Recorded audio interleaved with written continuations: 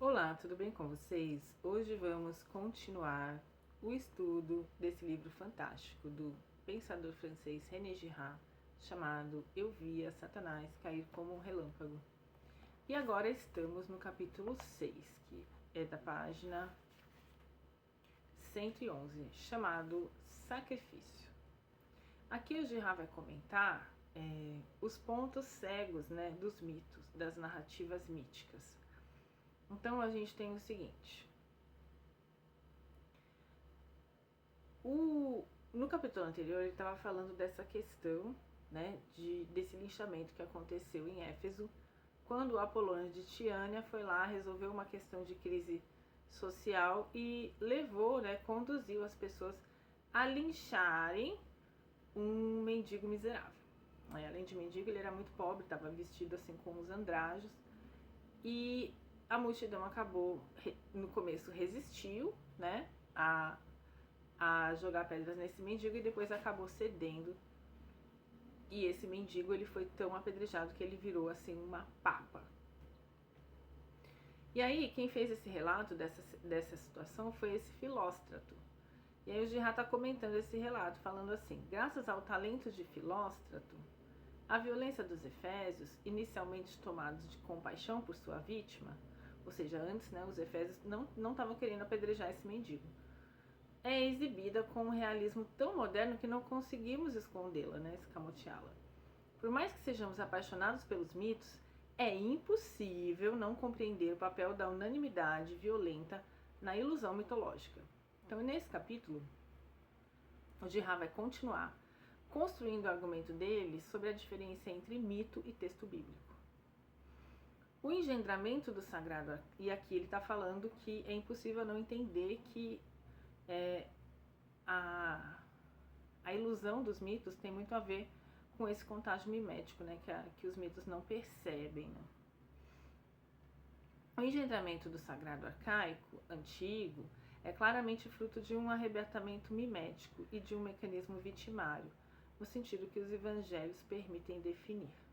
As comunidades apaziguadas e reconciliadas por suas vítimas encontram-se demasiadamente conscientes de sua impotência para se reconciliar sozinhas. Em suma, sentem-se modestas demais para atribuir a si próprias o mérito de sua reconciliação. Eles procuram o Deus que as reconciliou. Ele só pode ser exatamente essa vítima que lhes causou o mal e que agora lhes traz o bem. Então o Girard vai falar de como é complexa, essa situação, porque uma vítima é considerada culpada pela crise social que se instaurou na comunidade, e depois essa mesma vítima que foi sacrificada vai ser divinizada. No milagre de Apolônio, a experiência não é suficientemente intensa para suscitar a segunda transfiguração. Então, assim, existe uma primeira transfiguração da vítima, que antes ela era por exemplo, no caso do mendigo, antes ele era um cidadão ali de Éfeso. E aí ele se transforma no culpado da crise, E aí quando ele é sacrificado, ele se transforma em divino, Ele é divinizado. Então, no milagre de Apolônio, a experiência não é suficientemente intensa para suscitar a segunda transfiguração. Por isso é necessário recorrer, para sustentar o milagre, a um deus do panteão tradicional. Se a experiência mimética fosse mais forte, os perseguidores atribuiriam sua libertação diretamente à sua vítima, que acumularia os papéis de demônio maléfico e da divindade benéfica. Então, assim, antes, quando a vítima está quase sendo assassinada, ela é vista como um demônio maléfico culpado pela crise. Quando a vítima já é assassinada, no caso dessa história, já virou aquela papa de sangue, de carne, ela é divinizada. Mas o que o Girard está falando aqui é que no caso dessa vítima ela não foi divinizada, Quando o poder de transfiguração enfraquece, a segunda transferência faz a primeira desaparecer. ela é a mais precária, a mais frágil das duas. Ela recobre o demoníaco e dissimula aos olhos dos homens aquilo que Filóstrato nos obriga a contemplar, a projeção de todos os escândalos sobre o infeliz mendigo, a violência mimética, o rebaixamento do religioso arcaico em seu conjunto. Filóstrato não é sensível à violência no sentido em que nossa época histórica obriga-nos a ser. Essa insensibilidade, por mais chocante que se mostre a nossos olhos, é um dos problemas que nossas análises ajudam a entender melhor. Deixa eu ver aqui. Quando o poder de transfiguração enfraquece, a segunda transferência faz a primeira desaparecer.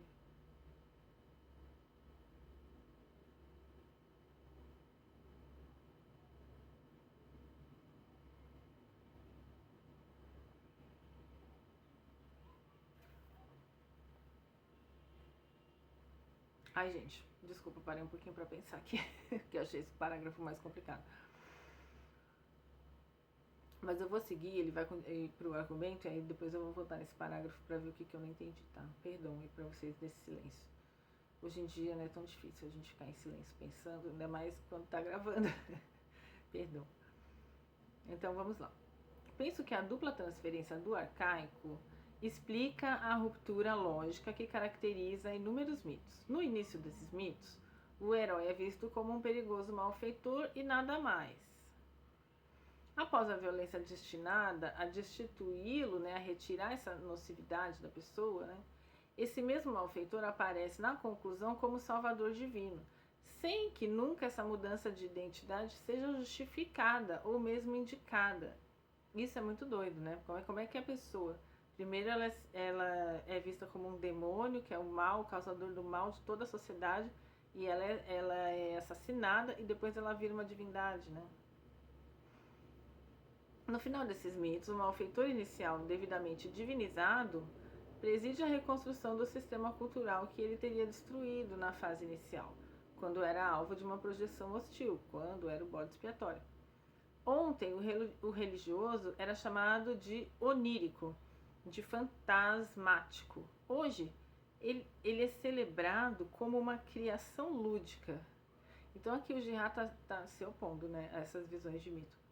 Na realidade, a mitologia mundial é muito próxima do tipo de fabulação que tomava como objeto violências coletivas em todas as sociedades arcaicas, e ainda um pouco na Idade Média, por ocasião dos grandes pânicos, em itálico, ocasionados por calamidades como a peste negra.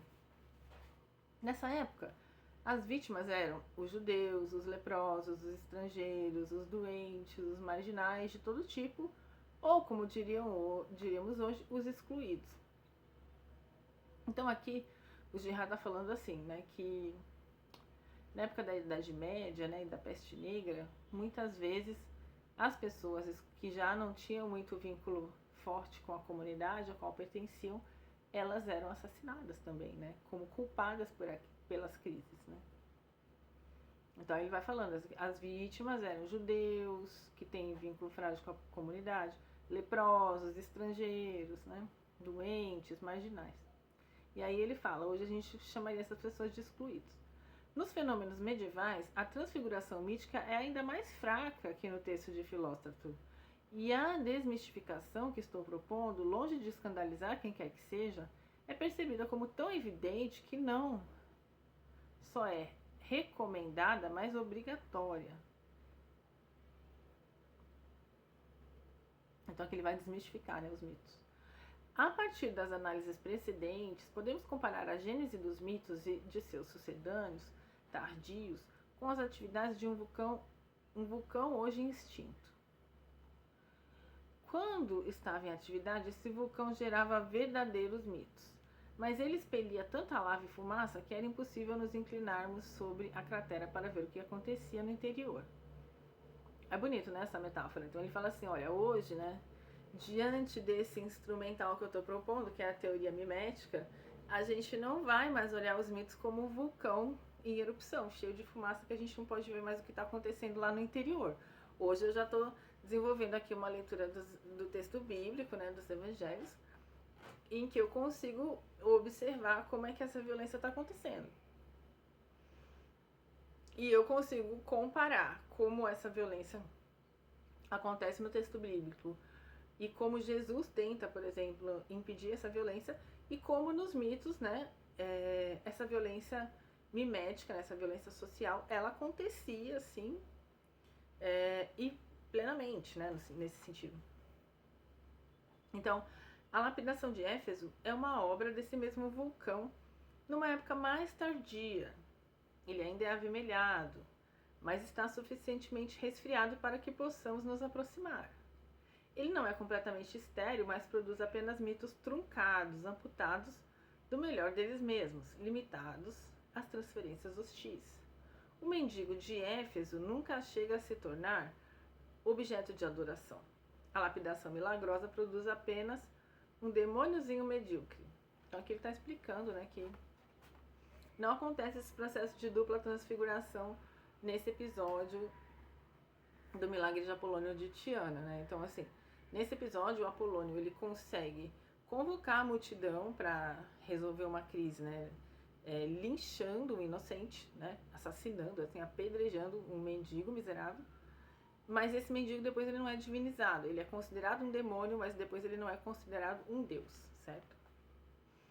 Portanto, o relato de Filóstrato parece-me um precioso elo perdido entre, de um lado, as transfigurações mitológicas plenas e indecifráveis diretamente, e de outro, as transfigurações fáceis de ser decifradas, a caça às bruxas medieval,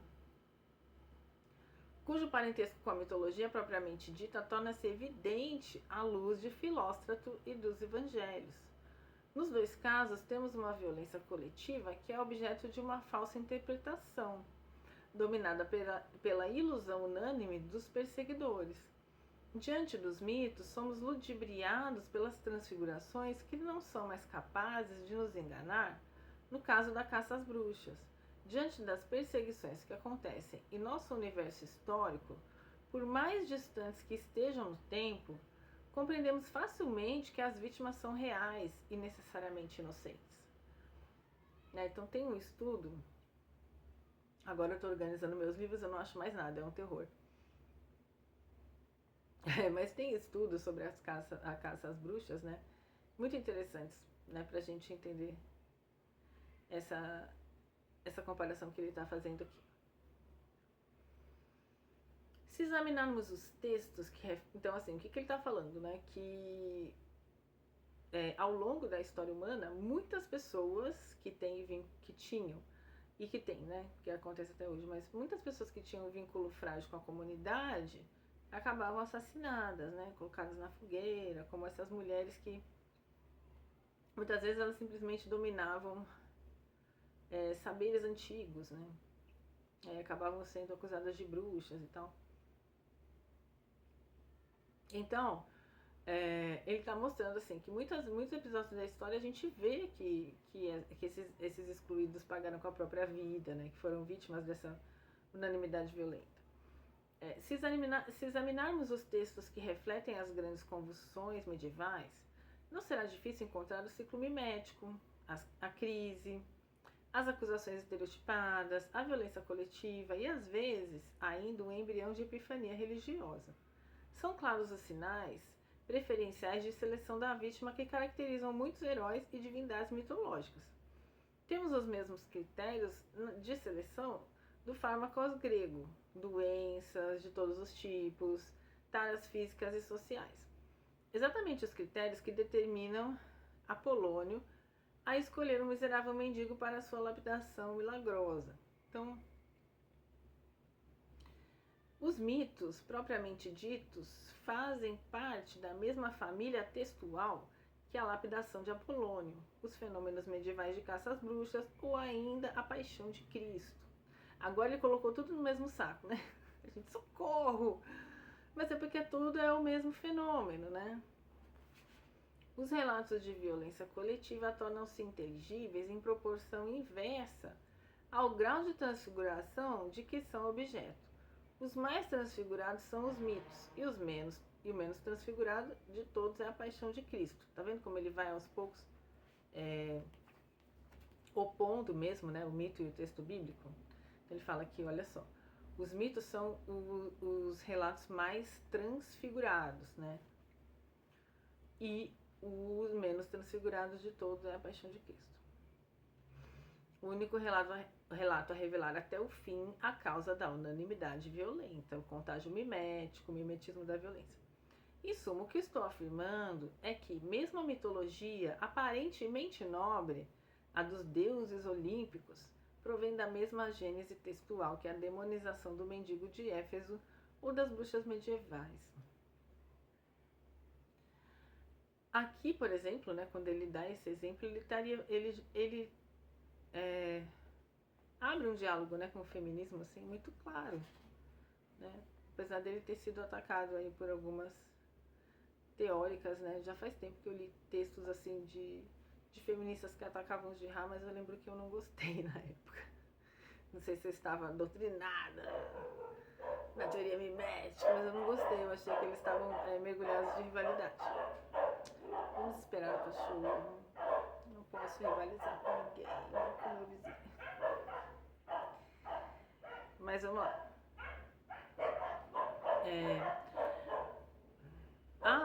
A aproximação da mitologia e da caça às bruxas parece escandalosa, em virtude da veneração. Vou conseguir. A aproximação da mitologia e da caça às...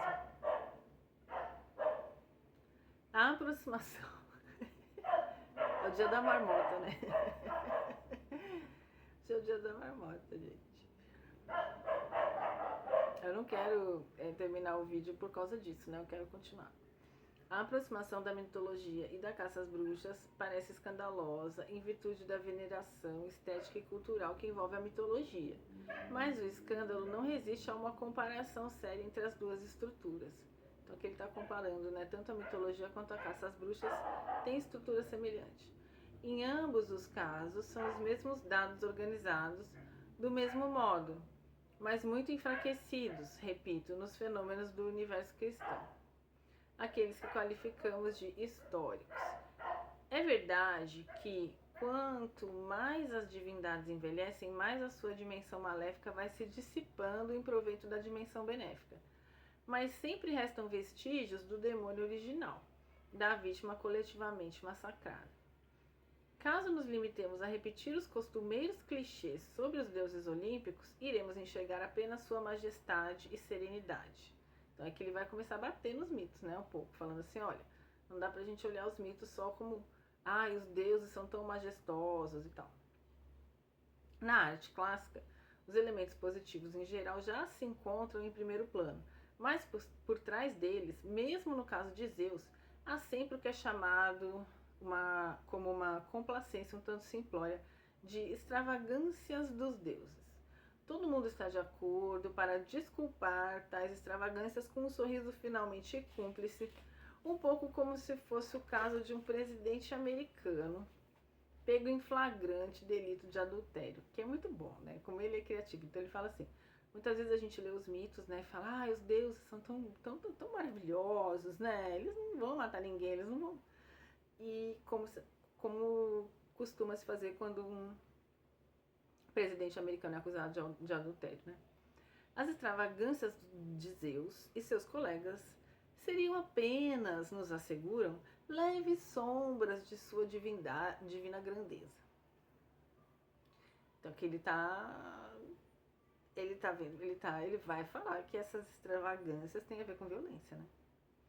Na realidade, as extravagâncias são vestígios de crimes, análogos aos de Édipo e outros bodes expiatórios divinizados. São parricídios, incestos, fornicações bestiais e outros crimes horripilantes, ou seja, acusações típicas da caça às bruxas que obcecam sempre as multidões arcaicas, até mesmo as multidões modernas, em busca de vítimas.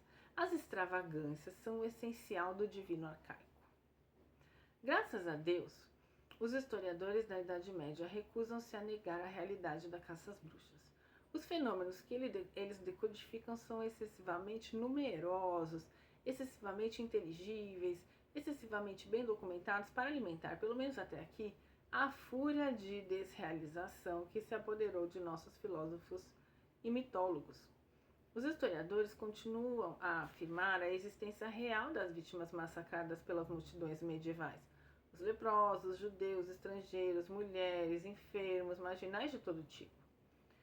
Seríamos não somente ingênuos, mas culpados se nos considerássemos incapazes de afirmar a realidade dessas vítimas, sob o pretexto de que todos esses relatos são necessariamente imaginários, que na verdade não existe, etc.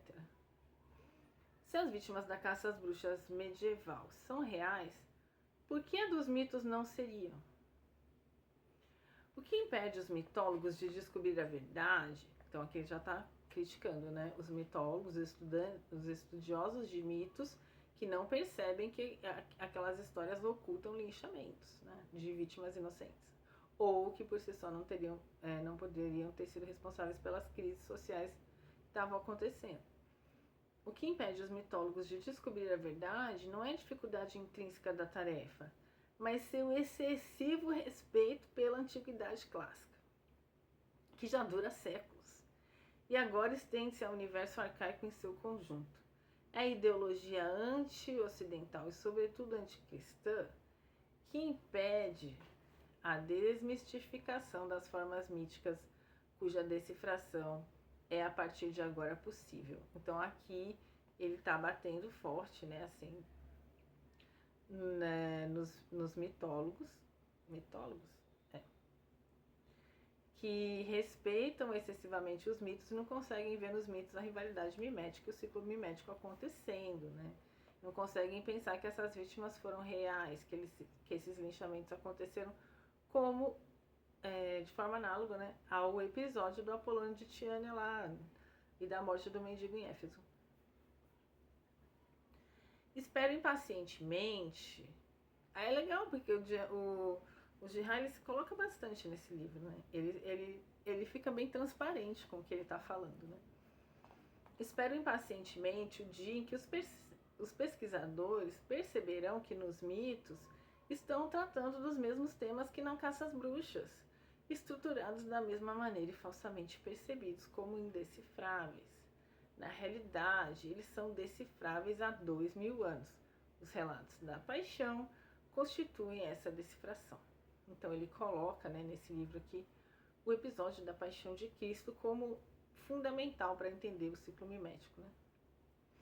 Longe de ser aberrante, fantástica, a interpretação que propõe torna-se evidente a partir do momento em que é abordada pelo viés dos elos perdidos, como a lapidação de Apolônio, intermediário entre os relatos de violência coletiva, ainda capazes de nos enganar, míticos no sentido forte, e aqueles em que reconhecemos instantaneamente as ilusões dos perseguidores mistificados por suas próprias perseguições, a paixão de Cristo, as perseguições contemporâneas.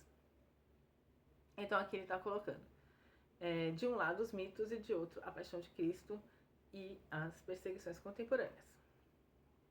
O grande interesse de nossa lapidação é que ela destrói as distinções excessivamente rígidas daqueles que gostariam de aprisionar o real em categorias bem delimitadas.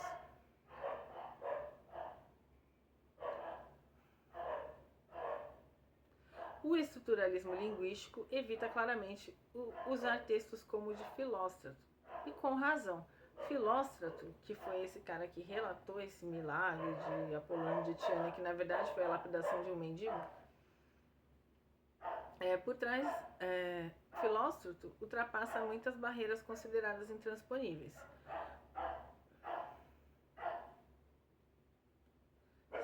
Sejamos mansos.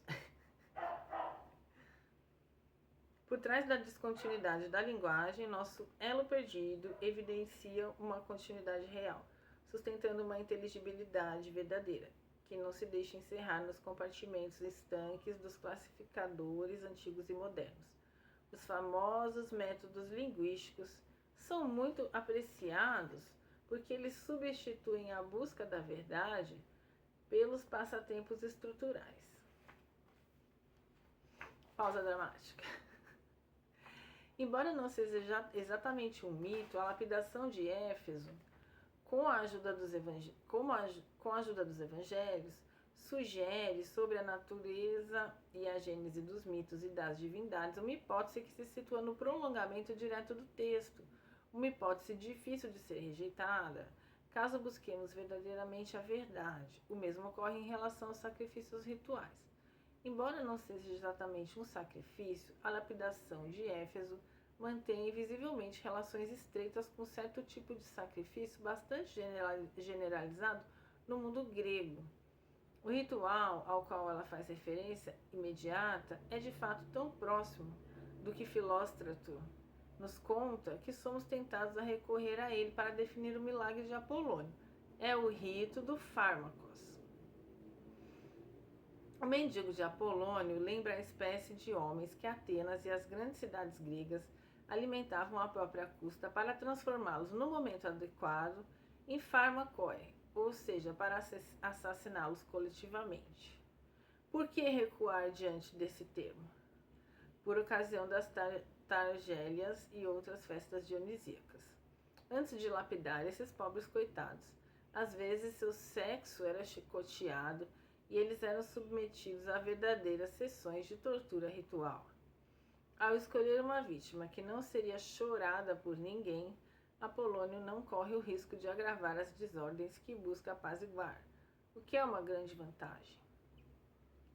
O mendigo lapidado apresenta todos os traços clássicos dos fármacos, que na verdade coincidem com os traços de todas as vítimas humanas nos ritos sacrificiais. Para não provocar represálias, escolhiam-se nulidades sociais.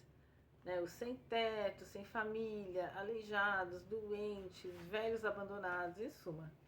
Sempre seis dotados do que chamei em o livro, o bode expiatório, de traços preferenciais de seleção vitimária. Esses traços não variam muito de cultura para cultura. Sua fixidez contradiz o relativismo antropológico. Então ele fala, que existem essas visões relativistas. Não, cada cultura é de uma forma e ele vê essa seleção de vítimas, esse tipo de vítimas que era escolhida para ser assassinada coletivamente, por uma multidão violenta. Ele vê assim muitos traços incomuns em vários lugares,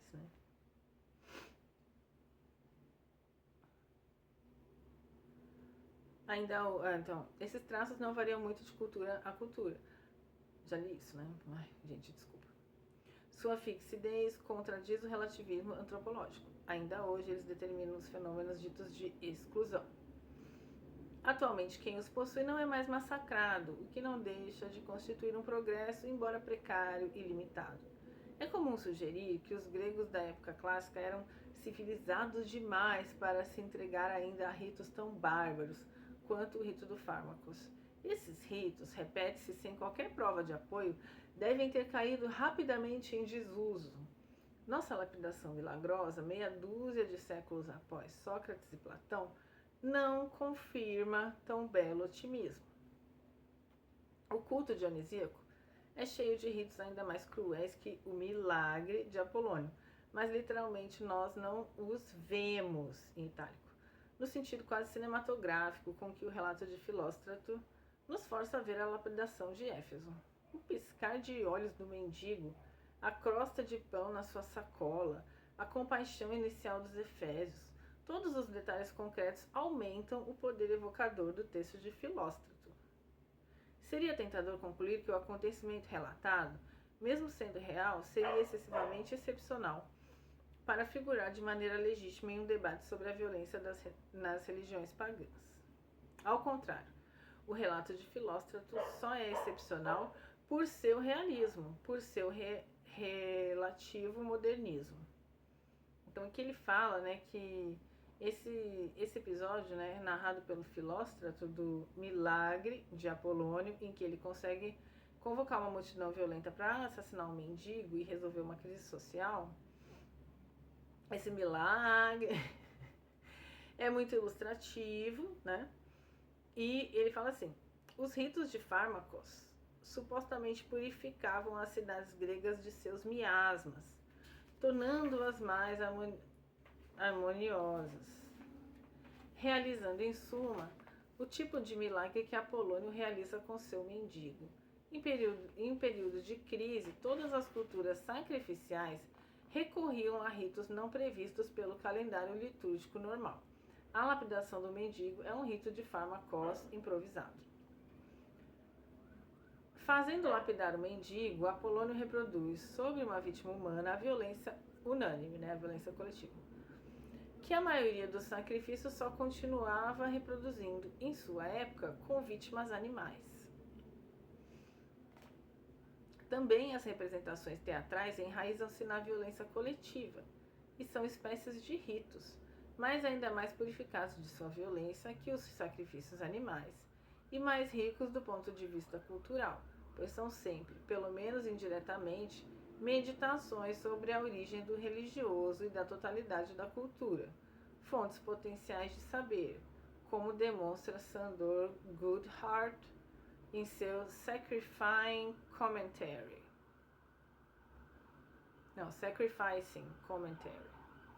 Mas o objetivo da tragédia é o mesmo que dos sacrifícios. Trata-se sempre de produzir, entre os membros da comunidade, uma purificação ritual, a catarsis aristotélica, que não passa de uma versão intelectualizada ou sublimada, como diria Freud, do efeito sacrificial original. Na época em que ainda existiam ritos sacrificiais mais ou menos vivos, quando os etnólogos perguntavam às comunidades por que elas os observavam escrupulosamente, sempre obtinham a mesma dupla resposta. No dizer dos principais interessados, que talvez devam ser escutados, os sacrifícios são destinados, 1. A agradar aos deuses que os ensinaram aos homens, e 2. A consolidar ou restaurar, se for necessário, a ordem e a paz na comunidade. Apesar da unanimidade dessas afirmações, os etnólogos nunca as levaram a sério.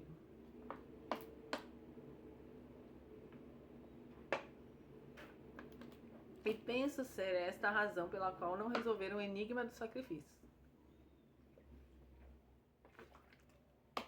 Para resolver esse enigma dos sacrifícios, é preciso admitir que os sacrificadores diziam a verdade tal qual a compreendiam. Eles estavam muito mais próximos da verdadeira explicação de seus próprios ritos do que todos os especialistas contemporâneos. Aqui ele está falando, os especialistas falham em entender o ciclo mimético presente na mitologia, nos mitos.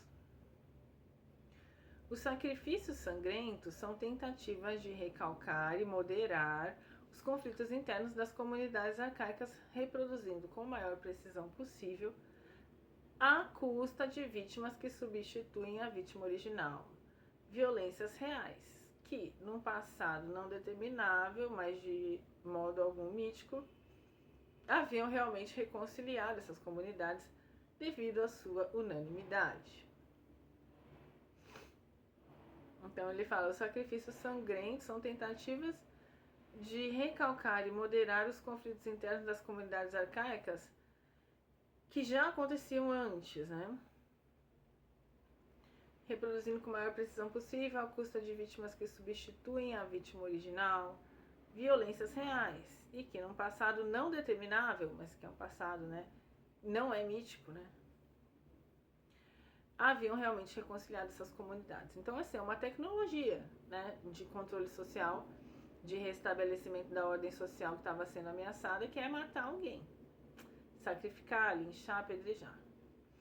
As divindades estão sempre misturadas aos sacrifícios, pois as violências coletivas que são reproduzidas não se diferenciam daquelas violências que, precisamente por tê-los reconciliado, persuadiram os beneficiários de que suas vítimas são divinas.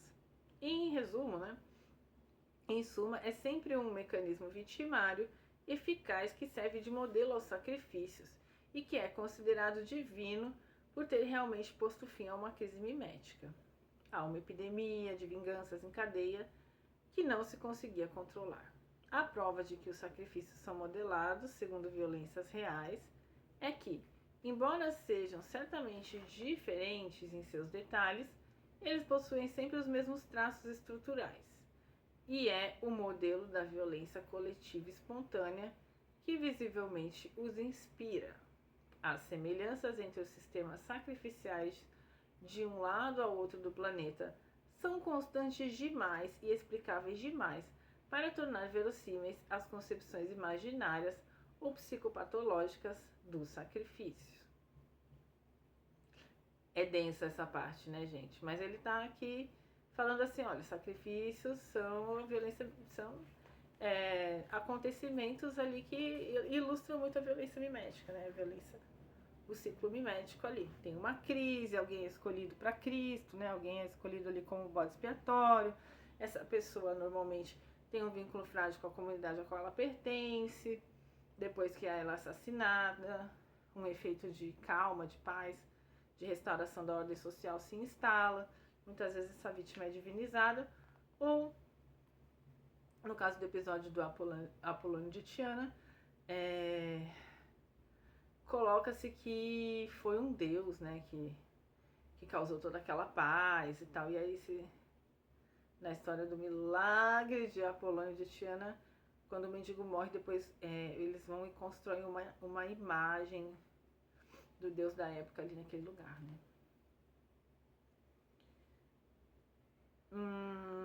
Para compreender como nascem os ritos, é preciso imaginar o estado de espírito de uma comunidade que, após longas desordens sangrentas, é libertada de seu mal graças a um imprevisto efeito de multidão. Podemos supor que reinava uma grande euforia nos primeiros dias, ou até meses, né? Ou meses que se seguiam a essa liberação. Infelizmente, esse período abençoado não durava para sempre, lógico, né? Assassina alguém lá, ai, vem aquele efeito de paz. Daqui a pouco é outra briga, daqui a pouco é outra disputa mimética que vai fazer a comunidade entrar em crise de novo, aí vai ter mais um que vai ter que morrer para aquele efeito acontecer novamente, né? Então, infelizmente, esse período abençoado, ele é engraçado, né? Abençoado é ótimo, porque ele tá sendo irônico, né? Infelizmente, esse período abençoado não durava para sempre, esse período em que a comunidade ficava em paz de novo, né? Os homens são feitos de tal maneira que sempre recaem em suas rivalidades miméticas. É preciso que o escândalo aconteça, e ele acontece sempre, de início esporadicamente, e não se presta muita atenção a isso, mas ele logo prolifera. Não se pode mais negar a evidência, uma nova crise ameaça a comunidade. Como evitar tal desastre? A comunidade não esqueceu o drama estranho e incompreensível que a tirou um dia do abismo no qual ela teme recair.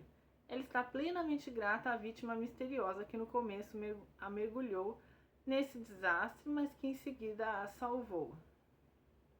Então aqui ele fala, né, que muitas vezes as comunidades tiveram, né, algum assassinato ali que realmente, né, apaziguou, e elas lembram disso, né? Refletindo sobre esses estranhos acontecimentos, chega-se à conclusão de que, se eles se desenrolarem dessa forma, foi sem dúvida porque a vítima misteriosa assim o quis. Talvez essa divindade tenha organizado toda essa representação com o objetivo de incitar seus novos fiéis a reproduzirem-na e assim renovarem seus efeitos, para proteger-se no futuro contra um recrudescimento sempre possível de desordens miméticas.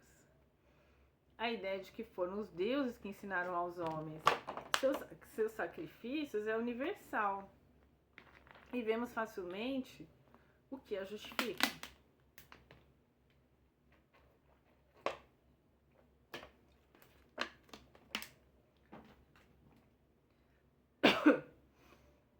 Ai, gente, desculpa. Eu sempre tomo água nessas garrafas aqui, né, gente? Eu sei que é feio.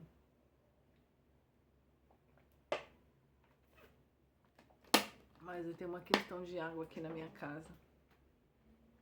Mas vamos lá. Talvez a divindade deseje que esses sacrifícios sejam perpetuamente repetidos, para o bem de seus fiéis. Talvez também para o seu próprio bem, porque ela se sente honrada com os ritos, ou talvez ainda porque ela se alimente de suas vítimas. Não sabendo exatamente sobre o que repousa a virtude das violências coletivas, mas suspeitando talvez de que sua eficácia não seja apenas sobrenatural, as comunidades irão copiar sua experiência de unanimidade violenta de modo tão exato e completo quanto possível. Em caso de incerteza, melhor pecar por excesso do que por falta. Esse princípio explica por que numerosas comunidades incorporaram a seus ritos a própria crise mimética, a crise que desencadeou o processo mimético de seleção da vítima original.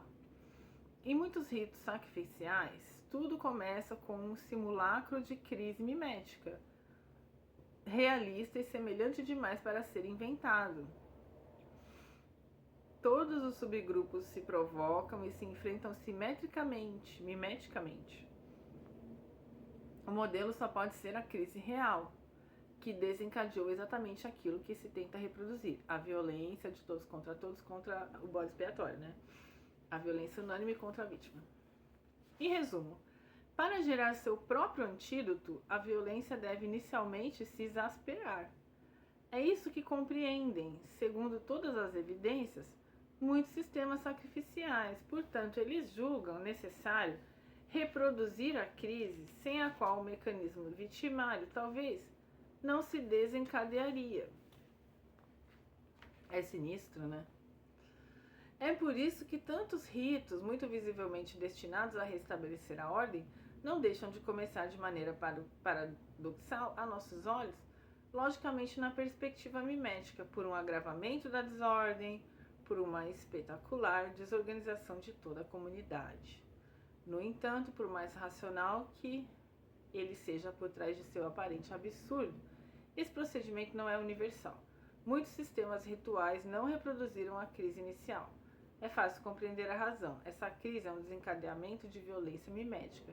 Se ela for imitada de modo excessivamente realista, os riscos de uma perda total de controle são grandes, e muitas comunidades recusavam-se a assumi-los. Sem dúvida, elas especulavam que haveria sempre desordem suficiente para desencadear um mecanismo reconciliador, sem necessidade de se acrescentar um perigoso suplemento de violência.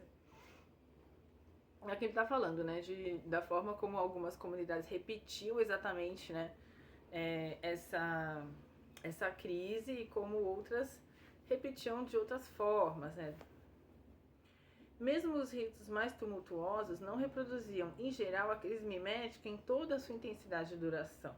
Quase sempre bastava uma versão resumida e acelerada da desordem. Em resumo, não era preciso lançar-se ao fogo para evitar se queimar. Então aqui ele fala muitas vezes, né, se reproduzir essa crise mimética de uma maneira mais branda, para que não se perdesse ali o controle. Não acaba nunca, tá acabando. Tô cansada. Compreendemos porque, quase em toda parte, os sacrificadores consideravam seus sacrifícios ações temíveis. Eles não ignoravam que a boa violência, entre aspas, aquela que ao invés de intensificar mais a violência, colocava-lhe um fim, é a violência unânime, né, da coletividade contra uma vítima só. Eles tampouco ignoravam que o motor da unanimidade é o mais exasperado mimetismo, necessariamente o mais perigoso enquanto não atingir a unanimidade.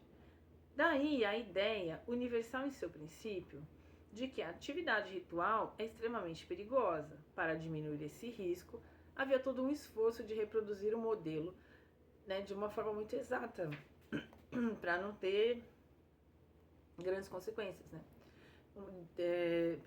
Então, para diminuir esse risco, né, de ter uma crise descontrolada, havia todo um esforço de reproduzir o modelo tão exata e meticulosamente quanto possível. É essa preocupação com a exatidão que sugeriu aos psicólogos e psicanalistas todas as explicações falaciosas em termos de neuroses, fantasmas e outros complexos de que tanto gostam. E é engraçado, né? Eu tive muita dificuldade de conversar com psicólogos sobre René Girard.